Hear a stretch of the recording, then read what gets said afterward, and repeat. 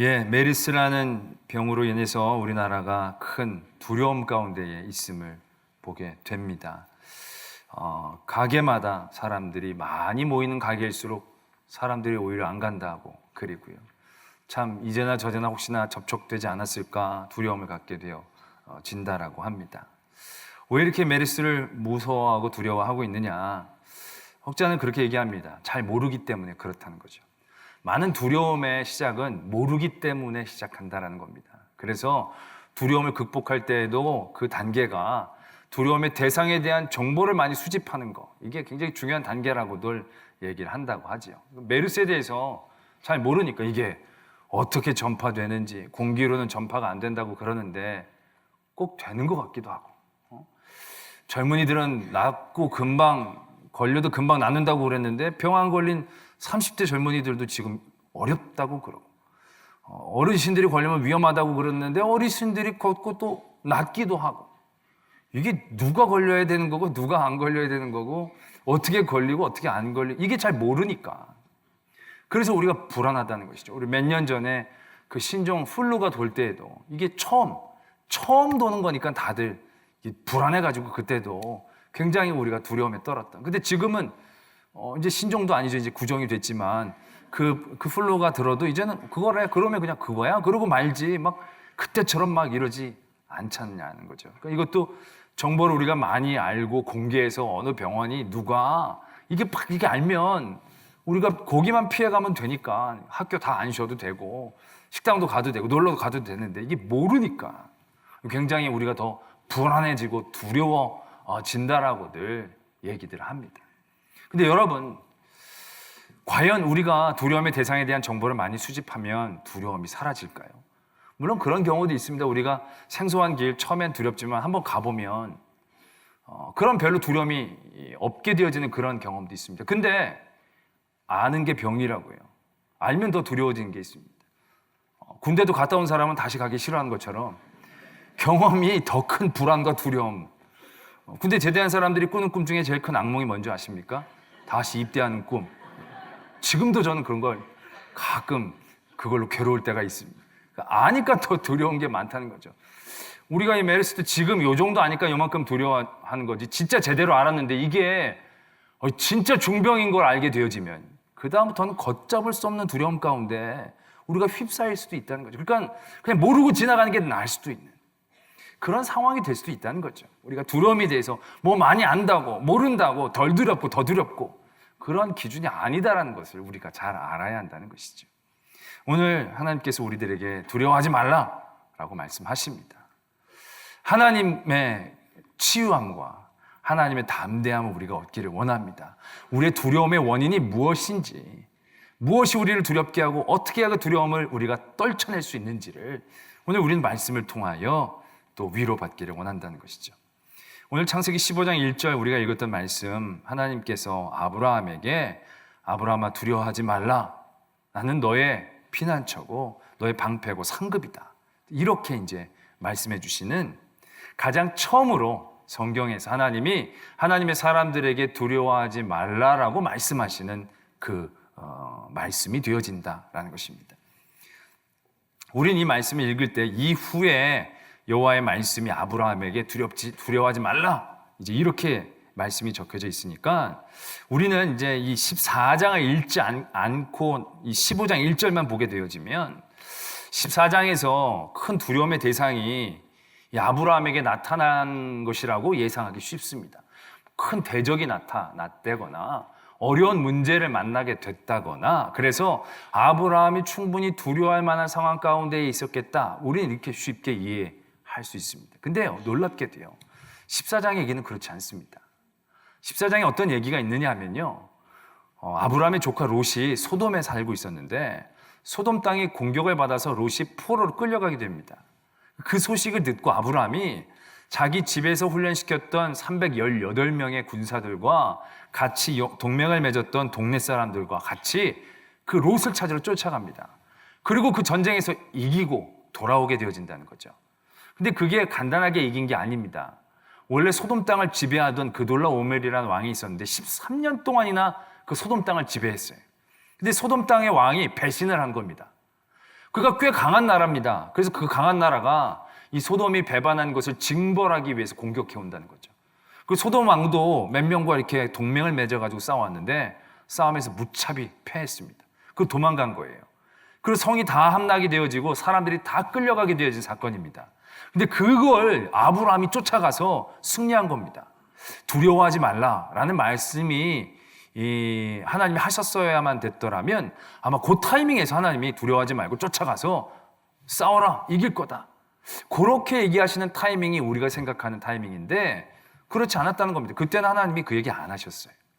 그 아브라함이 다 이기고 돌아올 때 소돔 왕이 마중을 나옵니다. 그래서 소돔 왕이 아브라함에게 너무 고맙다고, 당신이 얻은 물질들은 당신이 다 가지라고, 다만 사람만, 백성만 저에게 달라고 소돔 왕이 이렇게 얘기합니다. 솔직히 소돔 왕은 이제 을이에요, 을. 아브라함이 싫어, 내가 다 할래, 그러면 할 말이 없는 거거든요. 그런데 아브라함이 소돔 왕에게 얘기합니다. 다 가지시라고, 다 가지시라고. 내가 하나님의 은혜로 이렇게 되어졌지 당신의 것을 내가 취해서 내가 부자가 됐다는 소리, 그런 거 듣기 싫다고. 그러면서 아브라함이 쿨하게 다 소돔 왕에게 다 줘버립니다. 그리고 난 다음에 15장 1절이 시작한 겁니다. 이 이후에 하나님이 아브라함에게 말씀하시되 두려워하지 말라. 뭘 두려워해야 한다라는 얘기입니까? 아브라함이 뭘 두려워하고 있었을까라는 것입니다. 사람들은 여기 말씀에 방패요, 상급이라고 하셨으니까 아마 안위에 대한 걱정이 있었을 것이다. 왜냐하면 이겼으니까 보복을 당할 그런 걱정이 있지 않았을까, 뭐 그렇게 얘기하는 사람들도 있습니다. 그러나 여러분, 지금 아브라함의 위치는 안위를 특별히 두려워할 만한 상황은 아닙니다. 왜냐하면 자기가 직접 기른 318명의 군사들, 이 군사들의 힘이 증명이 됐거든요. 대군도 물리치는 강력한 힘을 발휘했다는 겁니다. 지금 이 시점은 사람들이 아브라함을 쳐들어가려고 하는 시점이 아니라 모든 주위에 있는 사람들이 아브라함을 두려워할 수밖에 없는 상황입니다. 아브라함이 자기네들도 공격할까 봐 두려워할 상황이지 아브라함이 특별히 안위를 걱정할 만한 상황이 아니다라는 얘기지요. 물질에 대해서 아브라함이 소돔 왕에게 소돔 걸 다 빼앗아 갖고 왔는데 소돔 왕에게 다 주고 나서 좀 아까워하지 않았겠는가? 물질에 대해서 좀 쫄리지 않았겠는가? 근데 아브라함은요, 원래 물질에 대해서는 굉장히 자유로운 사람입니다. 이 롯과 땅을 나눌 때에도 그렇게 연연해하지 않았고요. 이 뒤로도 보면 말씀이 아브라함 이렇게 얘기합니다. 나에게서 난 자식이 없기 때문에 내 상속자는 내 종 엘리에셀입니다. 그러니까 잘해봐야, 많이 가져봐야 큰 의미가 없다는 거죠. 왜? 애가 없으니까 자손에게 물려줄 게 없는 거죠. 종에게 주려고 그렇게 뭐 열심히 모을 필요가 있겠습니까? 그러니까 이 아브라함은 물질에 대하여 막 연연할 만한 그런 상황이 아니었다는 거죠. 그러니까 아브라함의 두려움은 물질이나 안위가 아니었다는 겁니다. 오히려 그는 소돔 것을 자기가 다 뺏었으면 동네방네 소문 났겠죠. 아브라함 요즘 돈 좀 있다. 아브라함 요즘 현찰 좀 있다. 그때 뺏은 거 다 갖고 있다. 그러면 목표가 될 수 있지만 다 돌려줬거든요.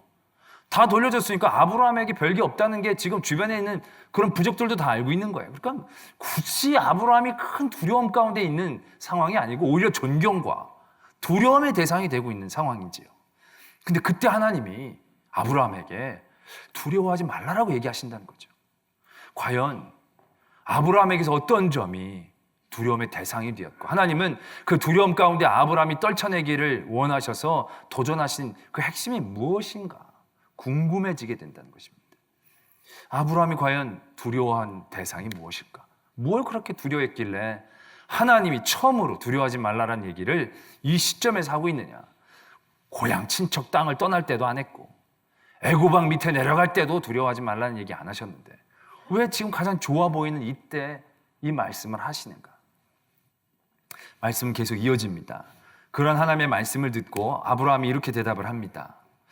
주 여호와여, 무엇을 내게 주시려 하나이까? 나는 자식이 없사오니 나의 상속자는 이 다메섹 사람 엘리에셀이니이다. 아브라함이 또 이르되, 주께서 내게 씨를 주지 아니하셨으니 내 집에서 길린 자가 내 상속자가 될 것이니이다. 이렇게 대답을 합니다. 이 말씀, 과연 아브라함이 어떤 중심으로 했는지 여러 가지로 해석될 수 있지만 우리는 이 말씀을 보면서 아브라함이 자식이 없어서 두려워했나 보다 이렇게 쉽게 생각할 수가 있습니다. 그러나 여러분, 자식이 없다는 게 걱정거리고 문제이고 좀 찜찜한 것이 될 수 있지만, 그렇게 두려움에 대해서 하나님이 나타나셔서 두려워하지 말라라고 얘기할 만큼의 두려운 일일까라는 것이죠. 더군다나 아브라함은 그 문제에 대해서 자기 안에 대안이 이미 있습니다. 나는 지금 자식이 없습니다. 어떻게 하면 좋습니까? 이게 아니라는 얘기지요. 난 자식이 없습니다. 그래서 내 상속자는 엘리에셀입니다. 내가 총애하는 엘리에셀이라는 종이 내 상속자입니다. 그 문제에 대한 대안이 이미 있다라는 얘기지요. 그러니까 그것 때문에 하나님이 굳이 두려워하지 말라라고 얘기할 만한 상황이 되겠는가라는 것이죠. 그럼에도 하나님은 아브라함에게 분명히 두려워하지 말라라는 얘기를 하고 계신다는 것이죠. 하나님이 정말로 아브라함이 두려워해야 할 대상이 무엇인지를 하나님이 분명히 가르쳐주고 계신다는 거죠. 이 뒤에 하나님이 말씀 뒤를 쭉 보면 하나님이 두려워하지 말라는 말씀이 쭉 나옵니다. 근데 그때는요, 다 두려워할 만한 대상이 다 있었습니다. 강한 나라가 되든지 병이 되든지 죄와 벌 앞에서 그러든지 두려워하는 대상이 다 분명했습니다. 그러나 하나님의 말씀 가운데서 제일 첫 번째로 두려워하지 말라라고 얘기하신 이 말씀 가운데는 두려움의 대상이 불분명합니다, 우리가 보기에. 그러나 그만큼 하나님은 굉장히 이 두려움의 원인을 중요하게 생각하고 있다는 것이죠. 그래서 다른 두려움의 대상이 구체적으로 나타났다면 그 핵심을 우리가 잘 알 수 없기 때문에 하나님은 두려움의 대상이 나타나지 않는 이 순간 가장 두려워할 것이 무엇인지를 우리에게 말씀하고 계신다라는 그러한 느낌을 강하게 받는다는 것이죠. 무엇이겠습니까? 여호와의 말씀이 그에게 계속 임합니다. 그러면서 아브라함에게 이렇게 얘기하신다고 말씀이 적고 있죠. 네 상속자가 그 엘리에셀이 아니다라는 겁니다. 너의 몸에서 직접 날 자가 내 상속자가 된다. 그리고 그를 밖으로 이끌어내십니다. 별을 보게 하시면서 네 자손이 이 별과 같이 많게 될 것이다 라고 얘기하십니다. 그때 6절이 이렇게 적고 있습니다. 아브라함이 여호와를 믿으니 여호와께서 이를 그의 의로 여기시고 라고 적고 있습니다.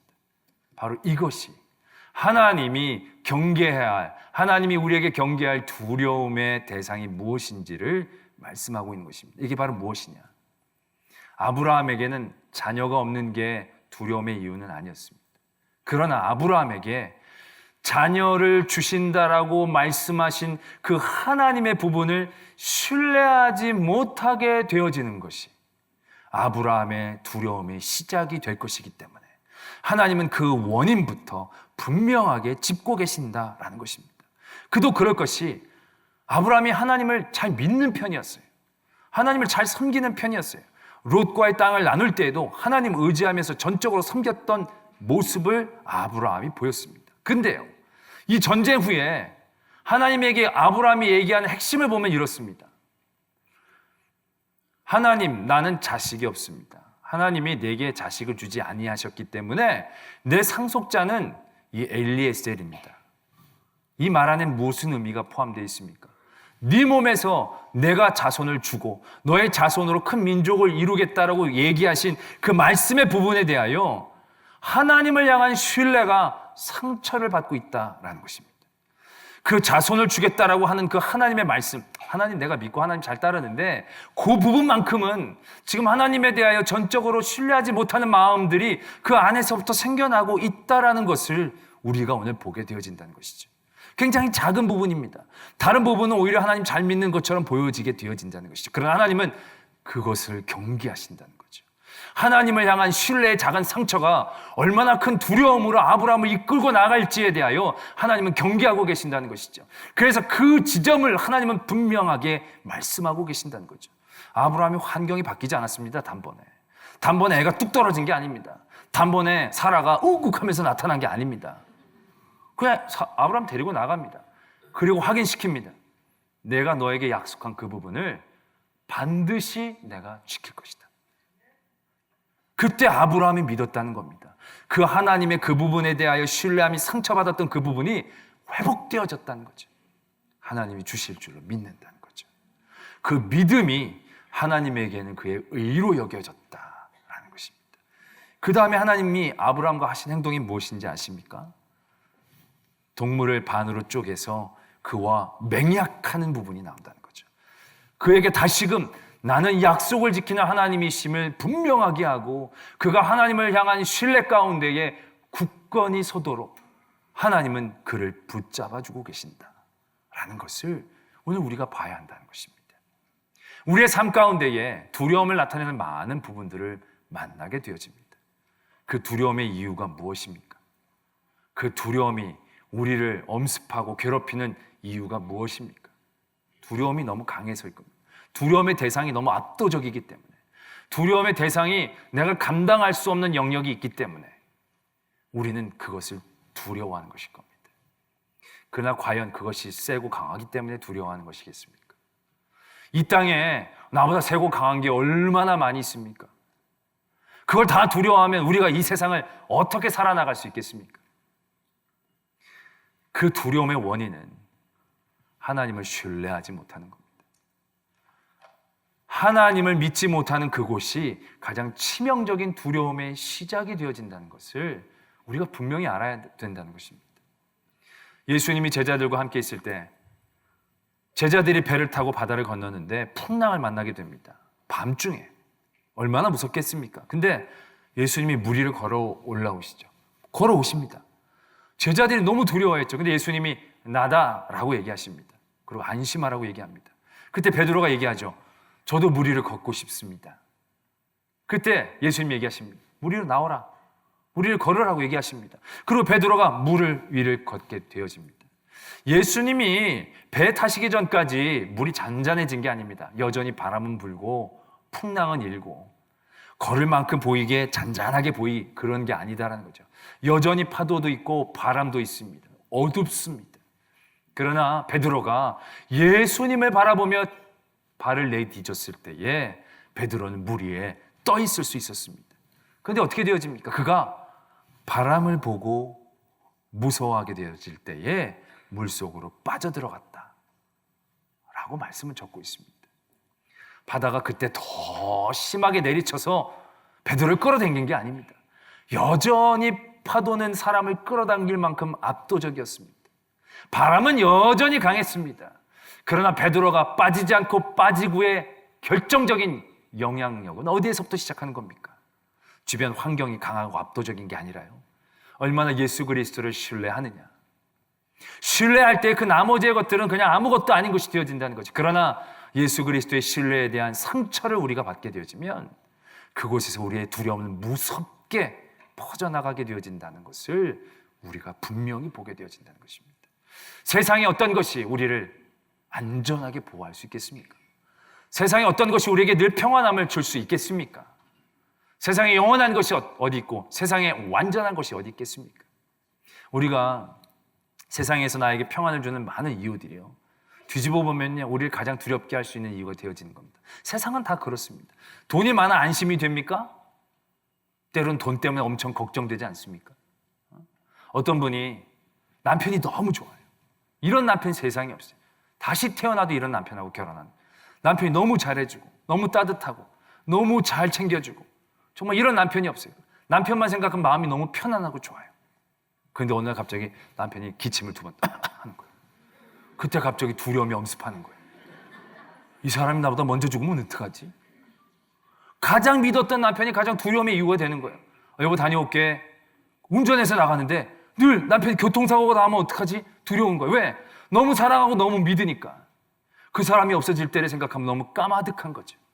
가장 믿고 가장 의지했던 것이 가장 큰 두려움의 대상이 될 수도 있는 것이 이 세상의 모든 일들, 사항들입니다. 그러나 하나님은 그렇지 않음을 분명하게 하고 계신다는 거죠. 하나님은 아브라함을 통하여, 하나님 믿음의 많은 사람들을 통하여 우리에게 분명히 도전하고 계신다는 것이죠. 우리의 두려움의 시작은 두려움의 대상이 크고 압도적이기 때문이 아니고 하나님을 신뢰하는 마음 가운데에 상처를 입었기 때문에, 하나님을 믿고 의지하고 따르는 마음 가운데에 우리가 붙잡혀 있지 못하기 때문에 우리의 두려움은 거기에서부터 시작하는 겁니다. 메르스, 왜 두려워합니까 여러분? 걸릴까 봐 두려워하는 거죠. 하나님을 신뢰하십시오. 신뢰를 회복하십시오. 나를 사랑하는 하나님, 나를 절대로 메르스에 걸리지 않게 하실 하나님을 신뢰하시길 바랍니다. 병원 속 안에 그냥 들어가 할지라도 하나님은 나를 절대로 메르스로부터 보호해 주실 하나님이심을 신뢰하기를 원합니다. 아멘 이렇게 시원찮습니까? 그러나 만약에 내가 메르스에 걸렸다 할지라도 우리 하나님은 나를 메르스에게서 분명히 낫게 하실 하나님이심을 신뢰해야 합니다.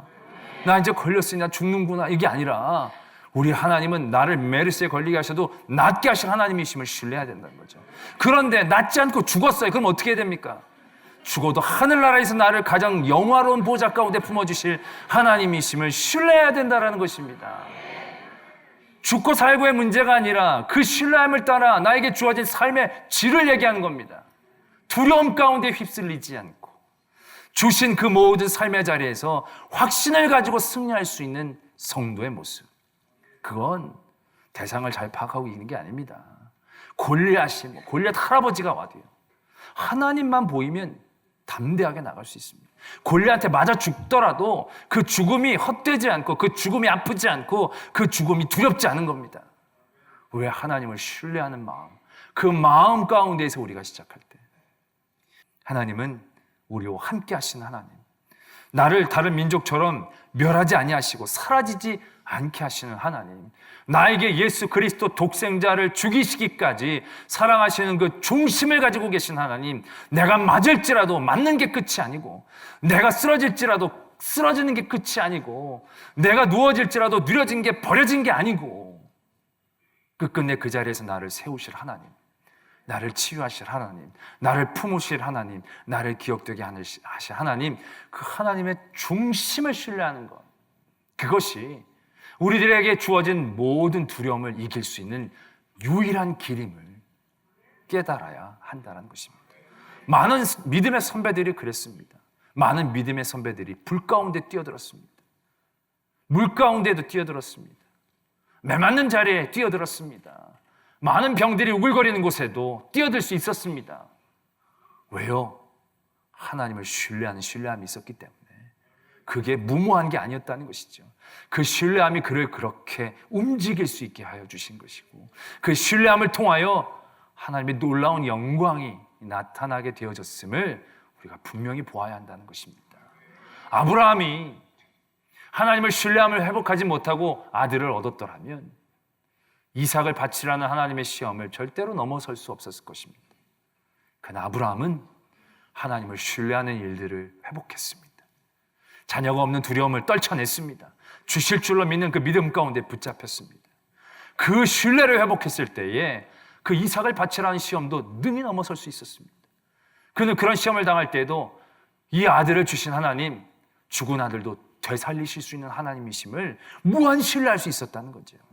그럴 때 그가 그 약속을 이루고 지킨 복된 아브라함이 됐다는 것. 우리의 삶에 얼마나 두려움의 이유들이 많습니까? 여러분들 두렵게 하는 게 얼마나 많이 있습니까? 메르스만 무섭습니까? 암은 얼마나 무섭습니까? 암은요, 성인의 지금 20%가 걸렸습니다. 메르스보다 훨씬 무서운 겁니다, 이건. 메르스는 치사율이 10%라고 하지만 건강한 사람들은 대부분. 그런데 암은 건강한 사람들도 걸리면 그냥 생고생하는 거죠. 얼마나 무서운 게 많습니까? 북한, 이 얼마나 무섭습니까? 이 사람들 어떻게 행동할지 알 수가 없잖아요. 김정은 기분 나빠가지고 단추 한번 누르면 진짜 어떻게 될지 알 수가 없잖아요. 중국 저 많은 사람들, 뭐 하나 안전한 게 없고요. 뭐 하나 안심되는 게 하나도 없지 않습니까? 어떻게 세상을 살아나갈 수 있겠습니까? 하나님을 신뢰하는 길밖에 없습니다. 우리 지혜를 믿어요? 우리의 건강을 믿어요? 우리의 돈을 믿어요? 우리 남편을, 아내를 믿어요? 자녀를 믿어요? 믿는 손에 다 발등 찍히는 거예요. 믿으면 안 돼요. 내가 의심하고 버리라는 얘기가 아니라요. 그것이 중요한 게 아니라요. 그 모든 것들 가운데 역사하시고 임재하시는 하나님을 신뢰해야 돼요. 나를 이 민족 가운데 태어나게 하시는 그 하나님의 뜻을 신뢰해야 돼요. 나를 이 가정 가운데, 나를 이 남편을 만나게 하고 이 아내를 만나게 하신 하나님을 신뢰해야 돼요. 그 신뢰함이 우리의 모든 두려움을 이겨내고 하나님의 놀라운 은혜의 해를 바라볼 수 있게 하는 능력이 되어질 줄로 믿습니다. 기도하겠습니다.